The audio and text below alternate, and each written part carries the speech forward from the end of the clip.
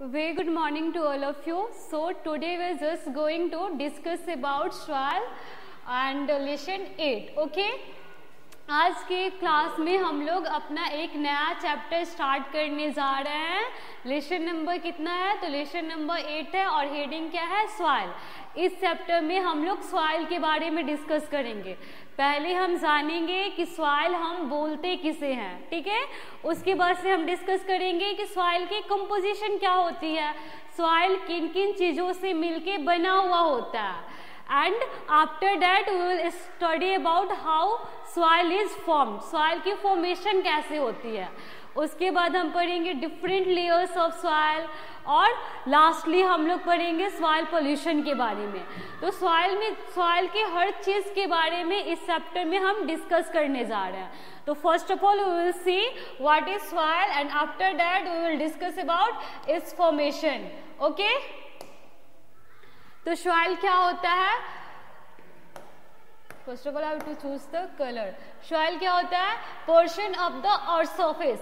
अर्थ surface का एक portion होता है, ठीक है. अर्थ सरफेस के बॉब में आपको एक लेयर मिलता है, उसी को आप लोग क्या बोलते हैं?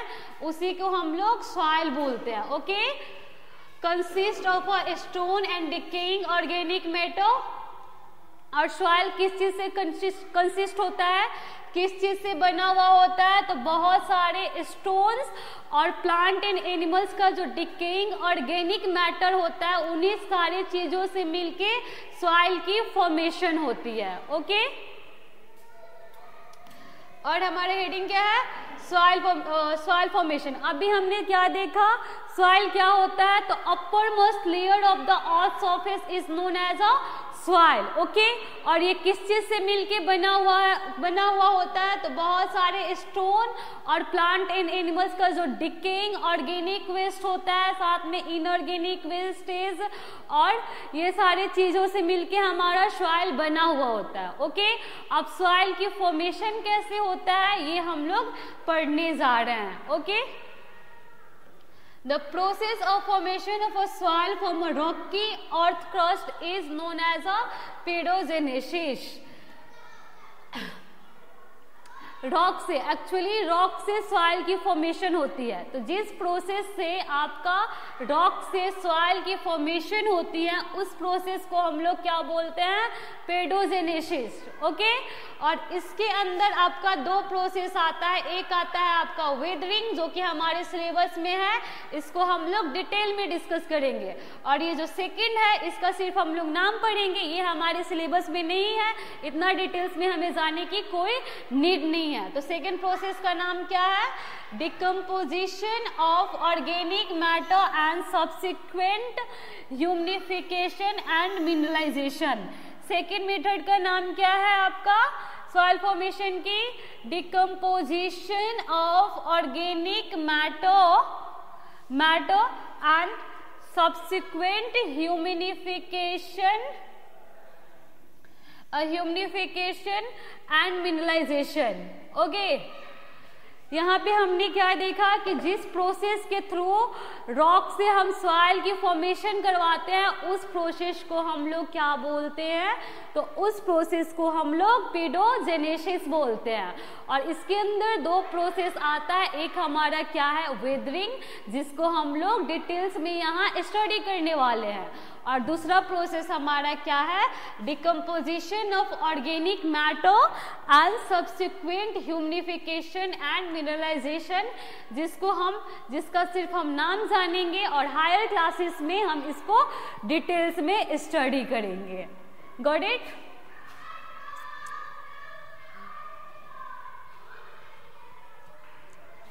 The main factors that influence the formation of a soil from the rocks are. Main factor जो कि इन्फ्लुएंस करता है, रॉक सॉइल की फॉर्मेशन होती है रॉक्स में, तो उसमें कुछ मेन फैक्टर है जो कि इसको इन्फ्लुएंस करता है. वो मेन फैक्टर हमारा क्या है? पहला तो है हमारा temperature variation due to radiation of the sun. Temperature में वेरिएशन आता है. वो टेम्परेचर में वेरिएशन क्यों आता है? तो सन के रेडिएशन की वजह से.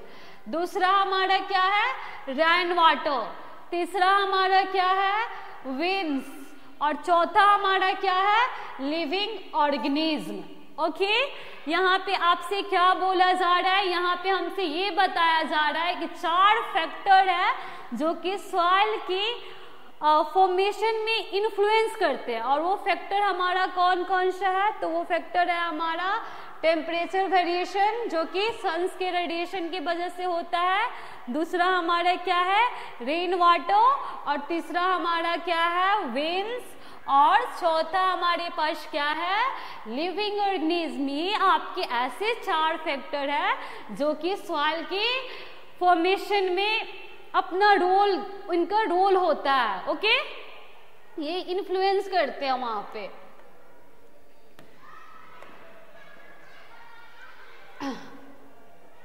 अब जिस प्रोसेस के थ्रू सॉइल की फॉर्मेशन होती है उसमें से एक हमारा क्या था, वेदरिंग।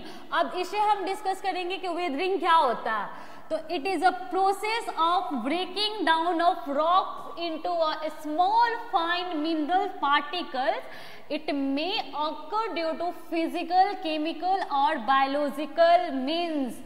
वेदरिंग क्या है, आपका एक ऐसा प्रोसेस है जिसके थ्रू रॉक ब्रेक होके स्मॉल फाइन पार्टिकल्स में ब्रेक होता है। और ये रॉक आपका स्मॉल फाइन पार्टिकल्स में कैसे ब्रेक हो जाता है, तो बहुत सारा वे है, फिजिकल, केमिकल, बायोलॉजिकल। ठीक है, फिजिकली भी रॉक्स आपका ये स्मॉल फाइन पार्टिकल्स में ब्रेक हो जाता है। With the help of chemical भी रॉक्स हमारा इतना बड़ा सा रॉक, ये जो चट्टान होता है वो इतना मिट्टी आप देखे होंगे सॉइल, उतना स्मॉल पार्टिकल्स में ब्रेक हो जाते हैं। और वो फिजिकली हो सकते हैं, केमिकली हो सकते हैं और बायोलॉजिकली हो सकते हैं। तो first of all we will discuss about physical weathering, कि फिजिकली सॉइल में वेदरिंग, फिजिकल वेदरिंग कैसे होता है। तो इसमें 3 चीज का एक्शन होता है, एक हमारा सन का होता है, दूसरा हमारा वाटर का होता है, और तीसरा किसका होता है, तो तीसरा आपका विंड का होता है। सन, वाटर और विंड के हेल्प से जब वेदरिंग प्रोसेस के थ्रू सॉइल की फॉर्मेशन होती है तो ये किसका एक्शन होता है, इसे हम लोग क्या बोलते हैं, इसे हम लोग फिजिकल वेदरिंग बोलते हैं। Got it? I think you are getting मी।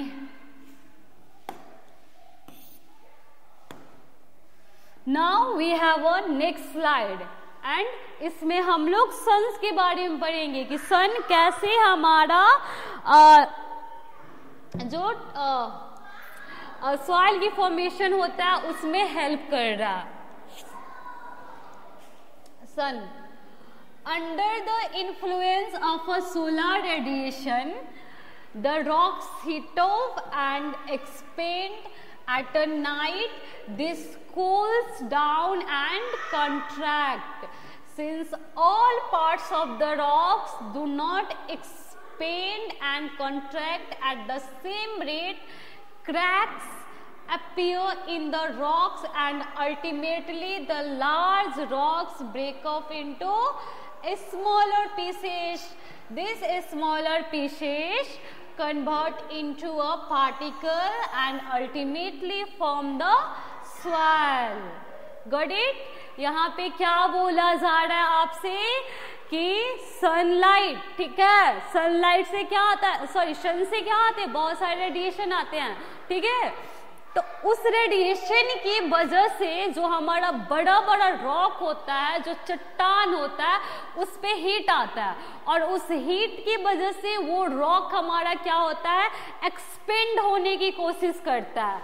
और जैसे उसे कोल्ड क्लाइमेट मिलता है या नाइट के टाइम में जैसे सन्स की रेडिएशन गायब हो जाता है और कोल्डनेस वहाँ पे आ जाता है तो उस रॉक्स को हीट नहीं मिल पाता है, तो वो एक्सपेंड करने की बजाय कंट्रैक्ट करना स्टार्ट कर देते हैं। और इतना बड़ा सा रॉक होता है, उसके हर पार्ट में सन्स की रेडिएशन इक्वल अमाउंट में नहीं जाता है, यानी हर पार्ट जो रॉक्स का होता है इक्वल अमाउंट में हीट नहीं हो पाता है। इस वजह से जो एक्सपेंशन एंड कंट्रैक्शन का रेट होता है रॉक्स में वो इक्वल नहीं होता है। All the parts of the rocks will not contract and expand at a same rate, और इसी चीज के वजह से उस रॉक्स में आपको क्रैक्स दिखने लगता है। क्रैक्स समझो, मार्क्स कि अब ये रॉक ब्रेक होगा। ठीक है, तो अभी हमने देखा शन का एक्शन क्या था, शन के हीट के वजह से रॉक एक्सपेंड करने की कोशिश कर रहा था, और कोल्डनेस की वजह से वहां पे क्या हो रही थी, तो कोल्डनेस की वजह से सन कंट्रैक्ट करने की कोशिश कर रहा था, और रॉक्स के हर पार्ट्स में एक रेट से आपका कंट्रैक्शन और एक्सपेंशन नहीं होता है, इस वजह से वहां पे क्रैक्स आ जा रहा है। ठीक है, और उस क्रैक्स की वजह से क्या होगा, रॉक हमारा पीसेस में ब्रेक होगा और सॉइल की फॉर्मेशन करवाएगा। इस तरीका से हम बोल सकते हैं कि सन हमारा हेल्प करता है रॉक ये वेदरिंग प्रोसेस में, यानी सॉइल की फॉर्मेशन में। Got it?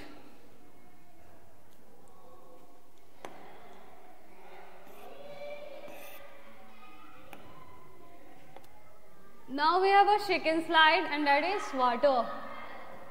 Water influence the formation of a soil in a two ways.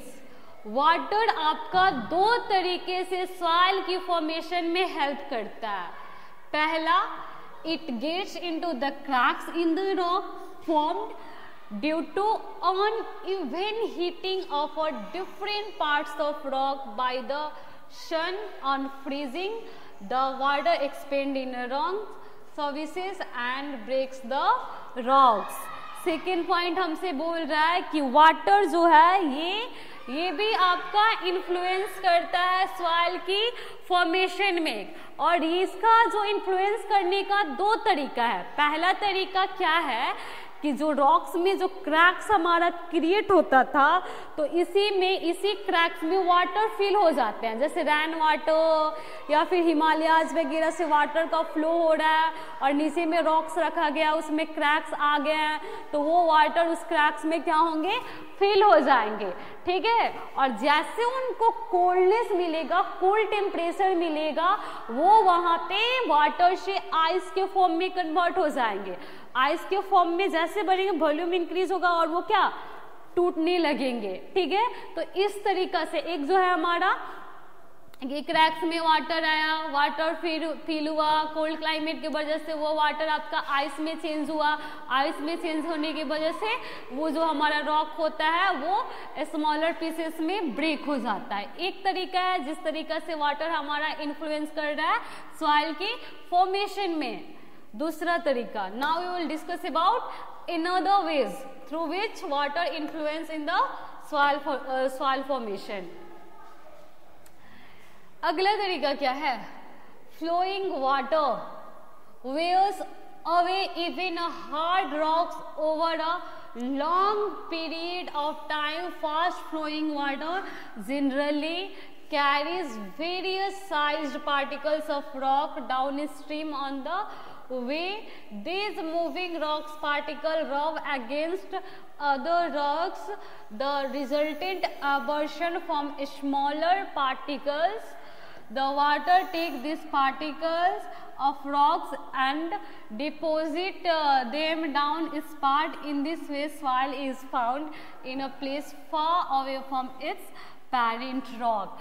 दूसरा हमें क्या बोल रहा है कि जो हिमालयस वगैरह से जो वाटर की फ्लो आता है, रिवर्स बनाता है, तो उस हाई फ्लो में वो बहुत सारे रॉक्स को अपने साथ बहा के लेके जाता है। इतना ना ज़्यादा वाटर की फोर्सेस होती है कि उस वाटर की फोर्सेस की वजह से रॉक्स हमारा ब्रेक होने लगता है, बहुत ज़्यादा टाइम लगता है। ये जो वेदरिंग प्रोसेस होता है ना, 2 साल 3 साल का रिजल्ट नहीं है, इसको करवाने के लिए बहुत ज़्यादा टाइम लगता है। ओके बहुत टाइम टेकिंग प्रोसेसेस है ये।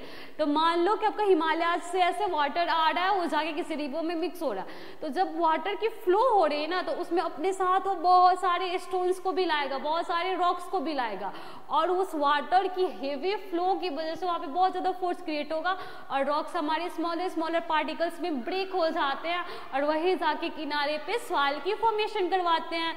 तो दो तरीका हमने देखा वाटर कैसे इन्फ्लुएंस करता है सॉइल की फॉर्मेशन में। पहला हमारा कि सन के हीट की वजह से जो क्रैक्स बन रहे थे रॉक्स में, वहीं पे जाके वाटर फिल हो जा रहा था और कोल्ड क्लाइमेट में वो आइस के फॉर्म में कन्वर्ट होता था, इस वजह से वो रॉक्स हमारा स्मॉलर पीसेस में ब्रेक हो रहे थे। Got it? एंड सेकेंड हमारा क्या है, उस अपने हैवी फ्लो में वो लोग स्टोन्स रॉक्स को भी फ्लो करवाते हैं और इसका रिजल्ट क्या होता है, वहाँ पे वो स्मॉलर पीसेस में ब्रेक हो जाता है और सॉइल की फॉर्मेशन करवाता है। Got it? आई होप ये आपका क्लियर हो गया होगा कि how water influence in the soil formation. So let's move to the next slide, and that is wind. How wind helps in the soil formation. A strong wind influence the formation of a soil by continuously rubbing against rocks. These also carry sand from one place to other. यहाँ पे क्या बोला जा रहा है आपसे कि जो स्ट्रॉन्ग विंड होता है वो भी हमारा इन्फ्लुएंस करता है सॉइल की फॉर्मेशन में। और कैसे करता है, तो स्ट्रॉन्ग विंड के फोर्स की वजह से रॉक्स आपस में एक दूसरे से रब होते हैं, एक दूसरे से टकराते हैं, और वो सारे फोर्सेस का रिजल्ट होता है कि बड़ा बड़ा रॉक छोटे छोटे पीसेस में कन्वर्ट हो जाते हैं, छोटे छोटे पीसेस वाले रॉक फाइन फाइन पार्टिकल्स में कन्वर्ट हो जाते हैं, और ऐसे ये लोग सॉइल की फॉर्मेशन करवाते हैं। Got it?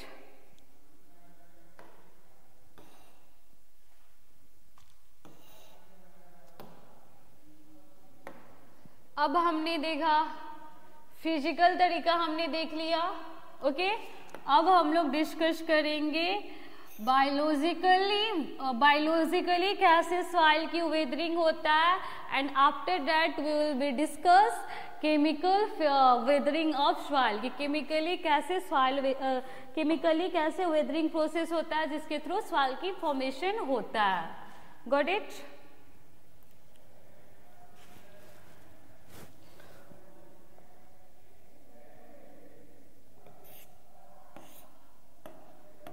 बायोलॉजिकली तो बिना स्लाइड देखे मैं अभी आप लोगों को ओवरऑल बताती हूँ कि इसमें होता क्या है। इसमें ये होता है ना कि जो बड़े बड़े रॉक्स होते हैं ना, उसमें उस रॉक्स पे ब्रायोफाइट्स लाइक लीचेन मॉसेस जैसा प्लांट ग्रो करवाते हैं, और इन्हीं के एक्शन की वजह से वहाँ पे सॉइल की फॉर्मेशन होता है। अब आप बोलोगे कि मैम ये ब्रायोफाइट्स क्या होता है, तो देखो प्लांट की इवोल्यूशन, जो सिंपलेस्ट प्लांट होता है हमारा वो हमारा एल्गी होता है, जो कि सिर्फ आपको वाटर में देखने को मिलता है। वो उससे थोड़ा सा एडवांस वर्जन हमारा क्या होता है, ब्रायोफाइट्स, जिसको हम लोग एम्फीबियंस ऑफ प्लांट भी बोलते हैं। ये हमें पानी में भी देखने को मिलता है, और पानी के आसपास का जो मॉइस्ट एरिया होता है वहाँ पे भी हमें ब्रायोफाइट्स देखने को मिलते हैं। और ब्रायोफाइट्स में बहुत सारे प्लांट्स आते हैं, उन्हीं का एग्जाम्पल हमारा लीचेन और मॉसेस है, जो कि हमारा बायोलॉजिकल वे से सॉइल की वेदरिंग में हेल्प करता है। ओके, ब्रायोफाइट्स से थोड़े से एडवांस प्लांट हमारा थ्रेडियोफाइट्स है, जिसमें आपको ये vascular system like xylem phloem सब आपको दिखने लगता है। ट्रेडोफाइट से थोड़ा सा एडवांस हमारा गैम्नोस्पर्म्स है, जिसमें आपको फ्लावर्स नहीं दिखते हैं, और ना ही गैम्नोस्पर्म्स का जो सीड होता है वो आपका कवर्ड होता है। ओके, और सबसे एडवांस वर्जन वाले जो प्लांट हमारे पास है वो हमारे पास क्या है, फ्लावरिंग प्लांट्स, जिसमें आपका फ्लावर्स दिखते हैं और उनका सीड भी आपका नेकेड नहीं होता। तो जो बायोलॉजिकल वेदरिंग हो रहा है उसमें हमारा ये जो ब्रायोफाइट है जिसको हम लोग एम्फीबियन ऑफ प्लांट्स बोलते हैं, उसी का वही हमारा बायोलॉजिकली सॉइल की वेदरिंग करवाता है। ओके, और उसका एग्जांपल क्या क्या है, लीचेन और मॉसेस। एक्चुअली जो लीचेन होता है वो हमारा रॉक्स पे ही ग्रो होता है, वहीं पे वो सर्वाइव करता है, और वो वहाँ पे बहुत सारे एसिडिक सब्सटेंस को गिराता है। और हमें पता है कि एसिडिक सब्सटेंस कैसा नेचर शो करते हैं, करीजन वाला नेचर शो करते हैं। उनकी इसी नेचर की वजह से जो हमारा बड़ा बड़ा रॉक होता है, वो जो चट्टान होता है, वो करोड करना स्टार्ट कर देते हैं। ओके, और फिर लीचेंस के जस्ट बाद उस पर मॉसेस ग्रो होता है, और वो भी कहीं ना कहीं हेल्प करता है कि वो जो सॉइल का पीसेस होता है, जो रॉक्स होता है, उसे स्मॉलर पीसेस में ब्रेक कर दे और सॉइल की फॉर्मेशन करवा दे। ऐसे ही हमारा क्या होता है, ऐसे ही बायोलॉजिकल वेदरिंग होता है। यही चीज यहाँ पे मेंशन किया गया है, जिसको आप अभी लाइन बाय लाइन देख सकते हो। Living organism biological weathering. Okay, lichen, mosses that is bryophytes. Lichen mosses किसका एग्जाम्पल है, किस टाइप्स के प्लांट्स का एग्जाम्पल है, तो ये हमारे ब्रायोफाइट्स के एग्जाम्पल है। Okay, and other plants also influence the formation of soil. The lichens live on the rocks and produce acid. जो लीचेंस होते हैं वो आपके रॉक्स पे लिव करते हैं, वहाँ पे वो लोग ग्रो करते हैं, और बहुत सारे एसिड भी वहाँ पे वो लोग प्रोड्यूस करते हैं, और उसी एसिड की वजह से ये सारा चीज होता है। The latter corrode the surface of a rocks to form a thin layer of soil. Other small plant mosses later grow on such surfaces and causes the rocks to break up further. The whole process of weathering of rock involving living organism is called biological weathering. वहाँ पे लीचेंस grow हुआ, वो acid produce किया, इस acid की वजह से वहाँ पे कोरिजन हुआ, कोरिजन की वजह से बड़ा रॉक स्मॉलर रॉक्स में टूटे, फिर वहाँ पे मॉसेस प्लांट आया, मॉसेस प्लांट क्या किया, उसको फर्दर और स्मॉल पीसेस में ब्रेक कर दिया, और इसी चीज़ को हम लोग क्या बोलते हैं, इसी चीज़ को हम लोग बायोलॉजिकल वेदरिंग बोलते हैं। फिगर के थ्रू आप देख सकते हो, बड़ा बड़ा रॉक्स है, इस पे लीचेंस ग्रो हुए हैं, ये यहाँ पे एसिड प्रोड्यूस करेंगे, एसिड हमारे रॉक्स को कोरोड करेगा, कोरोड करने के बाद स्मॉलर पीसेस में ब्रेक करेगा, इसके जस्ट बाद यहाँ पे मॉसेस प्लांट आएंगे, ये फर्दर इसको ब्रेक करेंगे और स्मॉलर फाइन पार्टिकल्स में कन्वर्ट करेंगे और सॉइल की फॉर्मेशन करवाएंगे। This is the whole process. Okay, ऐसे होता है हमारा biological weathering. Got it?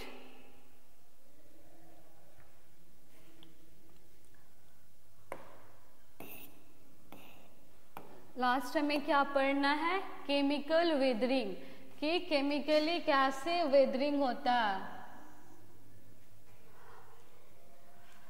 Chemical weathering of rock involve a number of chemical processes such as hydrolysis and hydration, oxidation and reduction. For instance, complex compound present in a rocks are breaking down by the action of carbonic acid present in the water or by acidic substances derived from the decomposition of organic matter in the soil. Chemical weathering कैसे होता है, तो आपका जो बड़ा बड़ा rocks होता है ना, उसमें बहुत सारे मिनरल्स कॉम्प्लेक्स फॉर्म में रॉक्स के अंदर बहुत सारे मिनरल्स प्रेजेंट होते हैं, और जैसे वो वाटर में आया, वाटर भी बहुत सारा एसिडिक सब्सटेंस को ये कंटेन करता है। तो ये रॉक्स जब एसिडिक सब्सटेंस के कांटेक्ट में आते हैं, तब इनके अंदर जो कॉम्प्लेक्स आपका मिनरल्स होता है, कॉम्प्लेक्स कंपाउंड होता है, वो सिंपलेस्ट मिनरल्स में कन्वर्ट होने की कोशिश करते हैं या होने लगते हैं।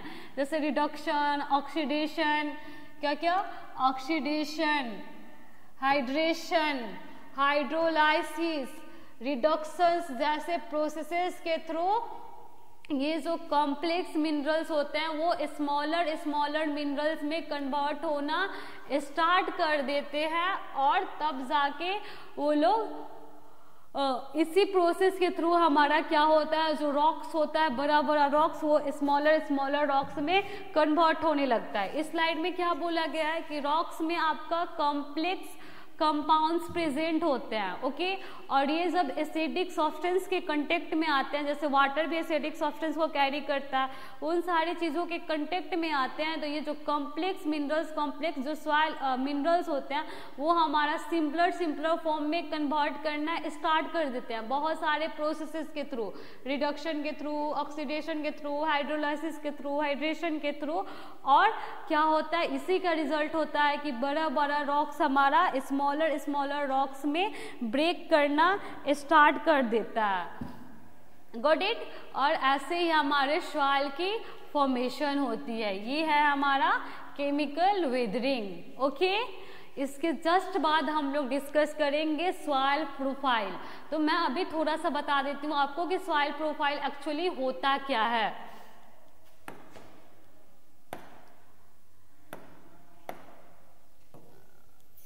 इसे आप फिगर के थ्रू समझ सकते हो।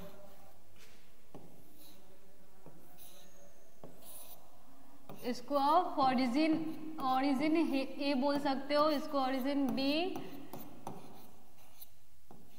इसको ओरिजिन सी, और ये हमारा होता है बेडरॉक।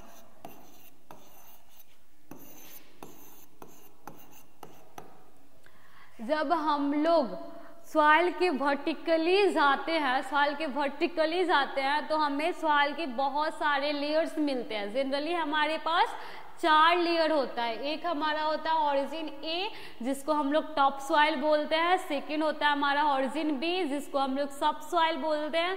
थर्ड होता है हमारा ओरिजिन सी, और फोर्थ होता है हमारा पेरेंट रॉक। ठीक है, ये हम लोग आगे वाले क्लास में डिटेल्स में डिस्कस करेंगे, लेकिन थोड़ा सा ओवरव्यू मैं बता दे रही हूँ कि हम लोग को पढ़ना क्या है। तो फर्स्ट लेयर को ओरिजिन ए, सेकेंड लेयर को ओरिजिन बी, थर्ड लेयर को ओरिजिन सी, और लास्ट लेयर को हम लोग बेडरॉक बोलते हैं। जो टॉप मोस्ट लेयर होता है सॉइल का, उसे ही हम लोग ओरिजिन ए या टॉप सॉइल बोलते हैं, जिसमें फर्टिलिटी होती है, जो कि बहुत सारे एनिमल्स का होम्स होता है। उसके जस्ट नीचे हमारा सब सॉइल होता है, इसमें भी ह्यूमस प्रेजेंट होता है, लेकिन जितना टॉप सॉइल में होता है उतना प्रेजेंट नहीं होता है। और कोई भी प्लांट हमारा सब सॉइल तक आ सकता है, ओरिजिन बी तक आ सकता है, इसके नीचे नहीं जा सकता है, ओके। तो ये सारा चीज हम लोग नेक्स्ट क्लास में डिस्कस करेंगे। उसके जस्ट बाद हम लोग क्या डिस्कस करेंगे, उसके जस्ट बाद हम लोग सॉइल पोल्यूशन डिस्कस करेंगे। उसमें हम क्या डिस्कस करेंगे कि अगर सॉइल की क्वालिटी में कोई अनवांटेड, कोई अनडिजायरेबल चेंज, या फिर सॉइल में कोई सॉइल का कोई वांटेड चीज का रिमूवल और अनवांटेड चीज का एडिशन हो जाता है, तो ये सब चीजों को हम लोग क्या बोलते हैं, सॉइल पोल्यूशन। और क्यों बोलते हैं ये सब हम लोग आने वाले क्लास में डिस्कस करेंगे, ओके। सो आज के लिए इतना ही, और मैं अब कुछ देर बस थोड़े से ही टाइम में जो आज हम लोगों ने कवर किया है उसको मैं रिकैप कर दे रही हूँ। पहले हमने देखा सॉइल क्या होता है, तो जो अर्थ सरफेस का अपरमोस्ट लेयर होता है उसे ही हम क्या बोलते हैं, उसे ही हम लोग सॉइल बोलते हैं। ठीक है, ये किस चीज से बना हुआ होता है, तो ये ऑर्गेनिक, इनऑर्गेनिक, मॉइस्चर, ऑक्सीजन, ये सारा चीज का कंटेंट होता है इसके अंदर, ओके। फिर हम देखें सॉइल की फॉर्मेशन कैसे होती है, तो उसके जो प्रोसेस है जिसके थ्रू सॉइल की फॉर्मेशन होती है उसे हम लोग पेडोजेनेसिस बोलते हैं, जिसके अंदर 2 प्रोसेसेस आते हैं। एक हमारा वेदरिंग आता है जिससे हमें पढ़ना है, और जो दूसरा प्रोसेस है उसको हमें नहीं पढ़ना। तो वेदरिंग में हमने देखा कि वेदरिंग क्या है, तो this is the process through which rocks break down into a smaller fine particles biophysical, chemical और biological means physically, chemically, biologically जब आप रॉक्स को स्मॉलर फाइन पार्टिकल्स में ब्रेक करते हो, इसे ही आप क्या बोलते हो, इसे ही हम लोग वेदरिंग बोलते हैं। ठीक है, तो फर्स्ट ऑफ ऑल हम लोग ने फिजिकल वेदरिंग को डिस्कस किया। तो इसमें हमने देखा 3 चीज का इंपॉर्टेंट रोल है। एक हमारा क्या है सन, दूसरा हमारा क्या है वाटर, और तीसरा हमारा क्या है विंड। तो सन का कैसे इंपॉर्टेंट रोल है, तो सनसीट आता है, सनसेट आते हैं ना, वो सनसेट हीट हमारे जो रॉक्स होते हैं उसके चारों तरफ एक जैसे नहीं पड़ते हैं, और उस हीट की वजह से रॉक्स हमारा एक्सपेंड करने की कोशिश करता है। ठीक है, जैसे रात होता है कॉन्ट्रैक्ट करने की कोशिश करता है, लेकिन सन्स का हीट जो रॉक के चारों तरफ एक ही अमाउंट में नहीं पड़ता है, तो वहाँ पे सेम रेट से कॉन्ट्रैक्शन और एक्सपेंशन नहीं हो पाता है, इस वजह से वहाँ पे क्रैक्स क्रिएट होता है। उसी क्रैक्स में जब पानी वानी फिल हो जाता है तो कोल्ड क्लाइमेट में वो आइस के फॉर्म में कन्वर्ट होता है, और इसी का रिजल्ट होता है कि रॉक्स हमारा स्मॉलर फाइन पार्टिकल्स में ब्रेक हो जाता है। और विंड का अगर स्पीड जाता है तो ज़्यादा है तो आपस में रॉक्स टकराएंगे, और उससे भी हमारा रॉक्स ब्रेक होके फाइनर पार्टिकल्स में कन्वर्ट हो जाते हैं। ओके, फिर हमने बायोलॉजिकल देखा, उसमें हमने क्या देखा, उसमें लीचेन, मॉसेस जो कि ब्रायोफाइट्स है वो हमारा रोल प्ले कर रहे थे। लीचेंस ग्रो हो रहा था रॉक्स पे, एसिडिक सब्सटेंस प्रोड्यूस कर रहा था, उस एसिडिक सब्सटेंस हमारे रॉक्स को कोराइड कर रहा था और उसे स्मॉलर पार्टिकल्स में तोड़ रहा था। फिर मॉसेस आ रहा था, उसे फाइन पार्टिकल्स में तोड़ दे रहा था, और ऐसे सॉइल की फॉर्मेशन हो रही थी, उसे हम लोग बायोलॉजिकल प्रोसेस बोले थे। ये सब हमने देखा था। फिर हमने लास्ट में केमिकल वेदरिंग देखा। इसमें हमने देखा कि रॉक्स के अंदर ही आपको बहुत सारे कॉम्प्लेक्स केमिकल्स मिलते हैं, और जैसे वो एसिडिक सब्सटेंस के कांटेक्ट में आते हैं, ये केमिकल कॉम्प्लेक्स आपका स्मॉल कॉम्प्लेक्स में स्मॉल मिनरल्स में टूटने की कोशिश करते हैं। ऑक्सीडेशन, रिडक्शन, हाइड्रोलाइसिस, हाइड्रेशन जैसे रिएक्शन को फॉलो करके, और ऐसे हमारा जो बड़ा रॉक होता है स्मॉलर फाइन पार्टिकल्स में टूट जाता है और सॉइल की फॉर्मेशन करवाता है। तो आज की क्लास में हम लोगों ने ये सारा चीज़ डिस्कस किया। आई होप आपको समझ आया होगा जो आज हम लोगों ने पढ़ा है। ओके, सो आज के लिए इतना ही। Thank you, have a nice day.